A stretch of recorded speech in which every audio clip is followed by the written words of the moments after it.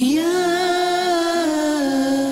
جنہ یا دار النعیم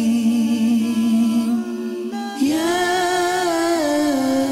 جنہ یا دار النعیم۔ الحمدللہ رب العالمین والصلاة والسلام علی سید المرسلین، اما بعد فاعوذ باللہ من الشیطان الرجیم، بسم اللہ الرحمن الرحیم۔ الصلاة والسلام علیک یا رسول اللہ وعلی آلک واصحابک یا حبیب اللہ، الصلاة والسلام علیک یا نبی اللہ وعلی آلک واصحابک یا نور اللہ۔ میٹھے میٹھے اسلامی بھائیوں اور مدنی چینل کے ناظرین، مدنی چینل کا سلسلہ ہے جنت کی چابیاں۔ نام ہی اتنا پیارا ہے، جنت میں جانے والے اعمال، جنت میں لے جانے والے اعمال کا تذکرہ کرتے ہیں۔ بیان مختصر ہوتا ہے مگر باتیں بڑی پر اثر ہوتی ہیں، کیونکہ باتیں ہیں قرآن و حدیث کی، باتیں ہیں نبی پاک علیہ الصلوۃ والسلام کی، ان فرامین کی، ان اعمال کی جو لے جاتے ہیں جنت میں۔ با ذوق، با شوق اور توجہ کے ساتھ تشریف رکھیے، غور سے سنیے، کیونکہ آج بڑے ہی پیارے سفر کی بات ہونی ہے۔ آپ کہیں گے جنت کی چابیوں میں سفر کیسا؟ جی ہاں، ایک سفر ایسا ہے جو مغفرت کا سفر ہے، ایک سفر ایسا ہے جو جنت میں لے جانے والا سفر ہے۔ جی ہاں، وہ سفر ہے حج کا سفر، وہ سفر ہے عمرے کا سفر، وہ سفر ہے اللہ کے گھر کی حاضری کا سفر۔ جی ہاں، آج احادیث کے ذریعے جنت میں لے جانے والے اعمال یعنی جنت کی چابیوں میں سے ان اعمال کے بارے میں سنیں گے، ان اعمال کے بارے میں سنیں گے کہ جو مکہ اور مدینے کی طرف لے جاتے ہیں۔ جی ہاں، حدیث پاک ہے، حضرت ابو ہریرہ رضی اللہ تعالیٰ عنہ سے مروی ہے، اور یہ حدیث بخاری اور مسلم کی متفق علیہ ہے۔ نبی پاک علیہ الصلوۃ والسلام نے فرمایا کہ جو اللہ عز و جل کے لیے حج کرے اور جماع کے متعلق کوئی بات نہ کرے اور کوئی فسق نہ کرے تو وہ لوٹے گا اس دن کے مثل کہ اس کی ماں نے اس کو جنا تھا۔ یعنی بے حیائی کی باتیں نہ کرے، بے حیائی کے کام نہ کرے، گناہ نہ کرے، اللہ کے لیے حج کرے، سبحان اللہ، تو کیسا گناہوں سے پاک ہو گیا کہ جیسا کہ جس دن ماں کے پیٹ سے پیدا ہوا تھا، گناہ معاف ہو جائیں، سبحان اللہ۔ ایسا سفر ہے حج کا۔ ایک اور حدیث پاک سنیے اور سفر حج کا شوق، سفر حرمین کا شوق بڑھائیے۔ حضرت ابو ہریرہ رضی اللہ تعالیٰ عنہ ہی راوی ہیں، انہوں نے کہا رسول اللہ صلی اللہ تعالیٰ علیہ وسلم نے فرمایا کہ ایک عمرہ دوسرے عمرے تک ان دونوں کے درمیان کے گناہوں کا کفارہ ہے، اور حج مبرور کے لیے جنت کے سوا کوئی جزا ہی نہیں۔ سبحان اللہ، سبحان اللہ۔ یعنی عمرے سے عمرہ، ایک عمرہ کر کے اگر دوبارہ کچھ عرصے بعد کوئی عمرہ کرتا ہے تو دونوں عمروں کے درمیان جو گناہ ہوئے انشاءاللہ وہ معاف ہو جائیں گے، اور حج مبرور کا ثواب جنت ہی ہے، سبحان اللہ۔ تو جنت میں لے جانے والا کتنا شاندار عمل ہے۔ میرے میٹھے اسلامی بھائیوں، ایک اور حدیث پاک سنیں، حضرت ابو ہریرہ رضی اللہ تعالیٰ عنہ راوی ہیں، نبی پاک علیہ الصلوۃ والسلام سے روایت وہ کرتے ہیں کہ حج و عمرہ کرنے والے اللہ تعالیٰ کے مہمان ہیں، اگر یہ لوگ اس سے دعا مانگیں گے تو وہ قبول کرے گا، اور اگر اس سے بخشش طلب کریں گے تو وہ بخش دے گا۔ اللہ کے مہمان بننے کا موقع ملتا ہے عمرہ کرنے والوں اور حج پر جانے والوں کو، موقع ملے، بلکہ موقع نکالنا ہے، عمرہ بھی کریں، لیکن اگر حج فرض ہو گیا ہے پھر تاخیر نہ کریں۔ بدقسمتی سے ایسے بہت سارے مسلمان ہیں جو دنیا دیکھتے ہیں، دنیا بھر میں گھومتے ہیں، نہیں کرتے تو حج نہیں کرتے، ڈیلے کرتے ہیں۔ اب میں آگے جا کر انشاءاللہ کچھ فضائل کے بعد وعیدیں بھی بتاؤں گا، سزائیں کیا ہیں، نبی پاک علیہ الصلوۃ والسلام کیا فرماتے ہیں ان لوگوں کے بارے میں کہ جو استطاعت بھی رکھتے ہیں، طاقت بھی رکھتے ہیں، افورڈ بھی کر سکتے ہیں، پھر بھی حج کو نہیں جاتے اور بہانے بناتے ہیں۔ ایسے لوگوں کے لیے بڑی سخت وعیدیں ہیں۔ تو خدا را اگر حج فرض ہو گیا ہے تو بالکل ڈیلے نہ کریں، چلے جائیں۔ اب لوگ کہتے ہیں جناب بچی کی شادی کرنی ہے، بچے چھوٹے ہیں، کون سنبھالے گا، بڑے مسائل ہیں، کاروبار میں ابھی تھوڑا مشکل ہے نکلنا۔ مجھے بتائیں، آپ کو بچی کی شادی کرنی ہے، آپ کو کاروبار سیٹل کرنا ہے، اب گھر کس کے جا رہے ہیں؟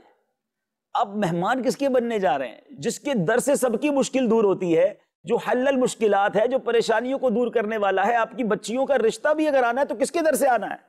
تو آپ تو بنی اس کے مہمان رہے ہیں، تو پھر کس بات کا خوف ہے؟ ارے جلدی جائیے اس اللہ رب العالمین کے مبارک گھر کی قریب، کعبہ مشرفہ کے پاس جائیں، مدینہ منورہ جائیں، وہاں جا کے دعائیں کریں، وہاں سے تو جولی بھر کے آئیں گے آپ۔ جو پریشانیاں ہیں نا اس کا حل وہاں ہے۔ تو پریشانیوں سے ڈر کے سفر حج کی تاخیر مت کریں، بلکہ ہمت کریں اور جائیں، اللہ کے مہمان بنیں۔ ارے حاجی کی اپنی دعائیں تو قبول ہوتی ہیں، حاجی جن کے لیے دعائیں کرتے ہیں ان کی دعائیں بھی قبول ہو جاتی ہیں۔ تو اس سفر سے جی چرانا نہیں چاہیے، بلکہ اعلیٰ حضرت تو بڑی پیاری بات کہتے ہیں۔ کیا بات لکھتے ہیں؟ فرماتے ہیں پھر نہ کروٹ لی مدینے کی طرف، پھر نہ کروٹ لی مدینے کی طرف، ارے چل جھوٹے بہانے والے۔ وہاں جانے کے تو بہانے تلاش کرنے ہیں، وہاں سے نہ جانے کے بہانے تلاش کرنے والا تو بڑا ہی بدقسمت ہے۔ بہرحال ایک اور بڑی خوبصورت حدیث پاک، نبی پاک علیہ الصلوۃ والسلام نے فرمایا جب تم کسی حج کرنے والے سے ملاقات کرو تو اس سے سلام و مصافحہ کرو اور اس سے کہو کہ وہ اپنے گھر میں داخل ہونے سے پہلے تمہارے لیے مغفرت کی دعا کرے کیونکہ اس کی مغفرت ہو چکی ہے۔ اب بتائیے، حاجی سے جب تک وہ گھر نہیں پہنچ رہا نا اس سے دعا کروا لو، چونکہ اس کی مغفرت ہو چکی ہے، وہ تمہارے لیے دعا کرے گا، تمہارا بھی بیڑا پار ہو جانا ہے۔ تو اب حاجی خود کتنی برکتوں والا ہوگا۔ تو اس سفر کی شوق، اس سفر کی تڑپ ہونی چاہیے۔ ہاں، اب جو مجھے میرے غریب اسلامی بھائی سن رہے ہیں، مدنی چینل کے ناظرین سن رہے ہیں کہ باتیں تو بڑی اچھی ہیں، دل تڑپتا بھی ہے، لیکن کیسے جائیں، اخراجات نہیں ہیں، تو یاد رکھیں یہ سفر فقط اخراجات سے نہیں ہوتا، یہ اصل بات بلاوے کی ہے۔ دیکھیں نا، میں ابھی بات ہی کر رہا تھا نا کہ ایسے کتنے ہیں جن کے پاس مال و دولت بھی ہے، اسباب بھی ہے، دنیا بھر کا سفر بھی کرتے ہیں، نہیں دیکھا تو کعبہ نہیں دیکھا، نہیں دیکھا تو مدینہ نہیں دیکھا، ان کو بلاوا نہیں آیا۔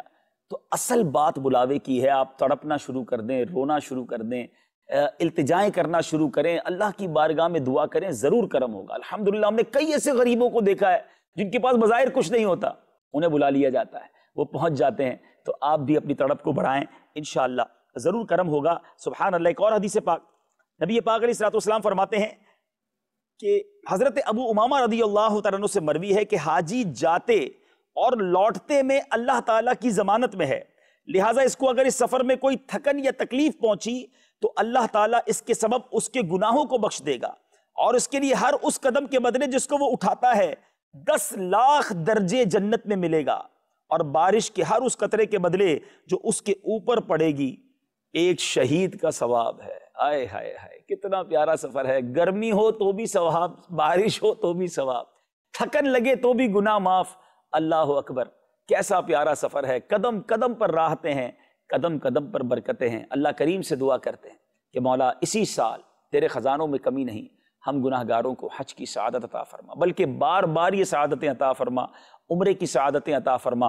بار بار حج و عمرہ کرنے کی ترغیب بھی حدیث میں موجود ہے۔ سبحان اللہ۔ نبی پاک علیہ الصلوۃ والسلام کا فرمان سناتا ہوں، حضرت ابن مسعود رضی اللہ تعالیٰ عنہ سے مروی ہے، انہوں نے کہا کہ رسول اللہ صلی اللہ تعالیٰ علیہ وسلم نے فرمایا ہے کہ حج و عمرہ یکے بعد دیگر کرتے رہو، اس لیے کہ یہ دونوں محتاجی اور گناہوں کو اس طرح دور کر دیتے ہیں جیسے کہ بھٹی لوہے اور سونے چاندی کے میل کو دور کر دیتی ہے، اور حج کے لیے جنت کے سوا کوئی ثواب ہی نہیں ہے۔ اللہ اللہ، غور کیجئے، ثواب ہی جنت ہے انشاءاللہ، اور یکے بعد دیگر بار بار کرنے کی ترغیب ہے، کیونکہ جس طرح بھٹی میل کو دور کرتی ہے، حج اور عمرہ جو ہے وہ انسان سے گناہوں کو دور کر دیتا ہے، اس کی محتاجی کو بھی دور کر دیتا ہے۔ تو پھر کیوں نہ یہ سفر اختیار کریں، کیوں نہ اس سفر کی تڑپ ہو، اپنی تڑپ بڑھائیے، اپنا شوق بڑھائیے۔ اچھا، یہاں اب میں ان لوگوں سے بھی بات کر لوں جو نہیں کرتے، استطاعت رکھنے کے باوجود حج نہیں کرتے۔ میرے آقا علیہ الصلوۃ والسلام فرماتے ہیں کہ جس نے حج نہیں کیا، قدرت ہوتے ہوئے جس نے حج نہیں کیا، تو اس کی موت اور یہود و نصرانی کی موت میں کچھ فرق نہیں ہے، کہ وہ لوگ بھی حج نہیں کرتے اور اس نے بھی حج نہیں کیا۔ ایک اور جگہ کچھ اس طرح ارشاد فرمایا کہ جو استطاعت کے باوجود حج نہ کرے، مجھے اس بات کی کوئی پرواہ نہیں کہ وہ نصرانی ہو کر مرے یا یہودی ہو کر مرے، یعنی ایمان پر موت نہ ملنے کا خوف ہے۔ خدا را مدنی چینل کے ناظرین، ابھی تک حج نہیں کیا اور فرض بھی ہو گیا ہے، جلدی کیجیے، تاخیر نہ کیجیے۔ تاخیر گناہ میں مبتلا کر رہی ہے آپ کو، اور اگر حج کر بھی لیا ہے، عمرہ کر بھی لیا ہے، تو پھر چلتے ہیں، پھر ہمت کیجیے، پھر اللہ تبارک و تعالیٰ کے گھر کی باحاضری دیتے ہیں، پھر لبیک پڑھتے ہیں، پھر احرام پہنتے ہیں، اور پھر وہاں سے حاضر ہو کر سرکار علیہ الصلوۃ والسلام کے روضے کی حاضری دیتے ہیں۔ دنیا دیا سفراں، تو پنجابی شاعر کہتا ہے نا، دنیا کے سفر ایک بار دو بار کر کے بندہ تھک جاتا ہے، بور بھی ہو جاتا ہے، مگر یہ سفر ایسا پیارا ہے کہ حاجی جو تھک کر چور ہو جاتا ہے، اگلے سال پھر تمنا کرتا ہے کہ مولا پھر میں تھکنا چاہتا ہوں، پھر میں میلا کچیلا ہونا چاہتا ہوں، گھر میں صابن بھی ہے، سوپ بھی ہے، شیمپو بھی ہے، پیسٹ بھی کرتے ہیں، عطر بھی لگاتے ہیں، مگر یہ کیسا سفر ہے جس میں نہ صابن استعمال کرتے ہیں احرام پہن کر، نہ جناب شیمپو لگا سکتے ہیں، نہ پیسٹ کر سکتے ہیں، نہ پرفیوم لگا سکتے ہیں، نہ عطر لگا سکتے ہیں، میلا کچیلا۔ اللہ کو میلا کچیلا حاجی پسند ہے۔ میں نے دیکھا، آپ نے بھی دیکھا ہوگا کہ بڑے بڑے بیڈ رومز، بڑے بڑے بنگلوں میں رہنے والے، نرم بستروں پر سونے والے، مزدلفہ میں پتھروں پر سو رہے ہوتے ہیں، مینا میں خیموں میں پڑے ہوتے ہیں۔ یہ اللہ سے محبت نہیں تو اور کیا ہے؟ لیکن مزے کی بات یہ ہے کہ یہ تھکنے والا گھر تو آ جاتا ہے مگر ایسا لگتا ہے کہ دل وہیں چھوڑ آتا ہے، اور پھر اگلے سال تمنا کرتا ہے مولا پھر بلا لے، میں پھر تھکنا چاہتا ہوں، میں پھر وہ تکلیفیں اٹھانا چاہتا ہوں، کیونکہ ان تکلیفوں کا بھی لطف نرالا ہے۔ سبحان اللہ، پنجابی شاعر کہتا ہے نا، دنیا دے سفراں تو بندہ تھک بھی تے جاندا ہے، نالے اک بھی تے جاندا ہے، پر سفر مدینے دا ہر وار بڑا سونا۔ اللہ مجھے بھی اور آپ کو بھی حرمین طیبین کا بار بار سفر عطا فرمائے۔